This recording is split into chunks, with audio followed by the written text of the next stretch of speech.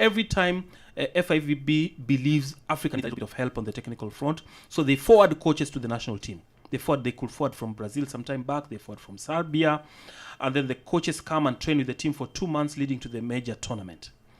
Now, they evaluate that support in terms of money. So they can say, this time we've given you 3, 4, 5 coaches, and this amounts to 30 million. So this time ahead of the Olympics, the Fivb had given the Kenya Volleyball Federation 4 coaches to come and train the team ahead of the Olympics. But KVF say no. The most you can give us is 3, and then we supplement with 3 other coaches on the bench. Fivb stood their gun and said, no, we will give you 4 coaches, you add 2. So KVF said, if you have to help us in that format, then stay with your money.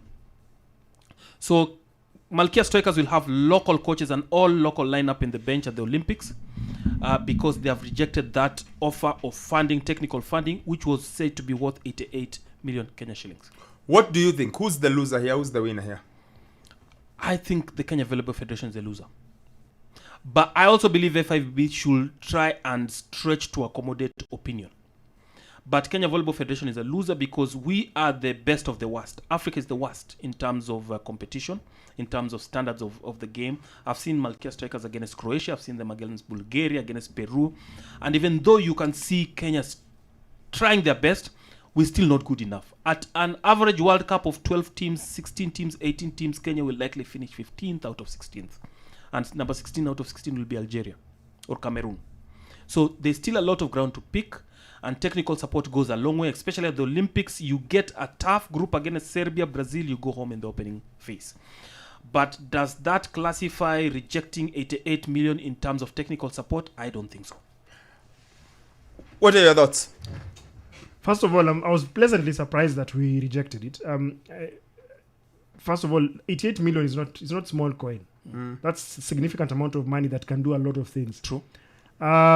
I'm just interested in understanding the thought process of KVF. Yes, they want to ensure that they have their 3 coaches. Yes, out of 6. Out of 6, yes. Part of the technical bench, because what they've been offered was 2 coaches. Yeah.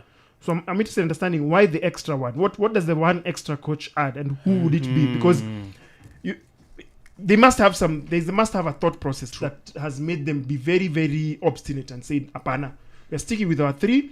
We want 3. We are not bowing down." Because if they have a justifiable reason why they want an extra over and above the 2 that they were given by Fivb, then that's fine. But if you're being obstinate for the sake of being obstinate, because sometimes there's a way you're being stubborn for the sake of being stubborn. He has to show that you're able to what is it called, to have some level of independence as a federation against the global body.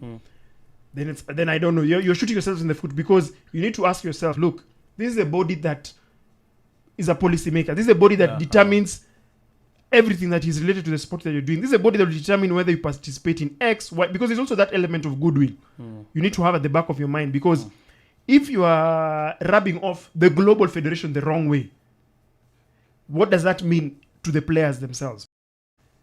You need to remember that, yes, in the continent, we are the darling of the continent in terms for the women.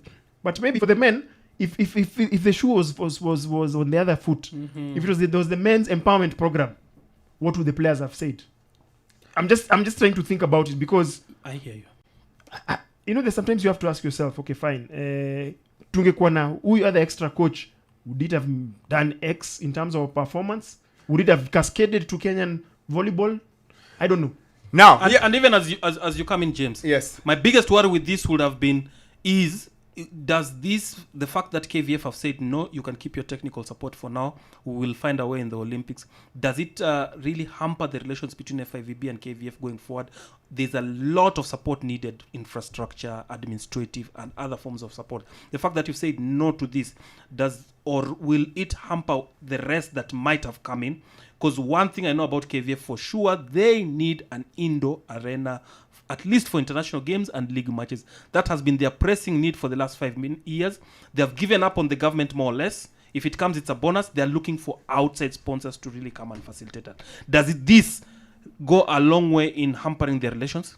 Let's start with that one. Let's go back to our example of the smart kid in school who does most of the things okay, and the teacher is able to reason out, okay? It's just natural. You get a natural bias towards something. Yes. So, of course, if I give you something, then you say I don't want it. The next time when I'm giving out things, I'm probably going to give the people who wanted.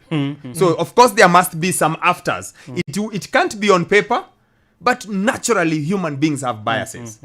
So I think it would affect in one way or the other. Sad if true. So that's one. Now, what I'm going to say now is purely speculation, stroke buttocks, stroke grapevine. Okay, so don't take me to court.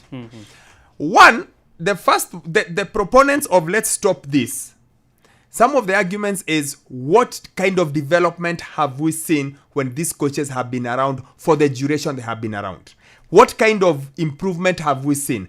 Other than them coaching the team itself, have we seen any other tangible benefits from these guys being in Kenya since 2020, 2021? Each international engagement, they have to be here. So there's that question. The other one is, so the guys who want them to go ask that. Then they say, no, actually, we do most of the coaching at the clubs. These guys just take over. So there's that bit. Then the other bit is, guys, this is an Olympics here. True. Which is the best time to be a Kenyan sportsman, official journalist? When? Olympics. The Olympics here. Because government sends everything to your account. So that also plays a part. Yes. On the other side is Fivb saying we can only give you 2 slots. We keep 4. So I hear, rumor has it, these 2, people would have accepted, but these 2 were not the choices KVF really wanted. So KVF want Bernard, but Fivb want Kwalimwa. Machine Ghana keki. No, Fivb are like, okay, who should we take? Should we take Bernard? No, I think we should take Kwalimwa because he's younger, he's got this and this. So you get. Actually ni hizi vingine umekuwa ukisema we can live. Hii ndio iko issue hapa. So unaona, so hiyo pia ikaleta kizungumkuti. And that became a problem. That also could have brought a problem. So, and then the 4 versus 2. So we want as much leeway as we can. Then Fivb, like you said, like in the case of FIFA, they're like, we have to manage everything. Because tukimpatia mnatujui mnafanyanga nini hiyo grant. So tunaichukwanga na tuna micromanage. And this is where we are. Who's the loser? Kenyan I think volleyball. it's the Makia strikers and our young girls who are the losers. Yeah. Because those guys must have something they were giving the team. True. Because coaches from Serbia is amongst the best volleyball playing nations. Coaches from Brazil is normal number 1, 2 in terms of volleyball.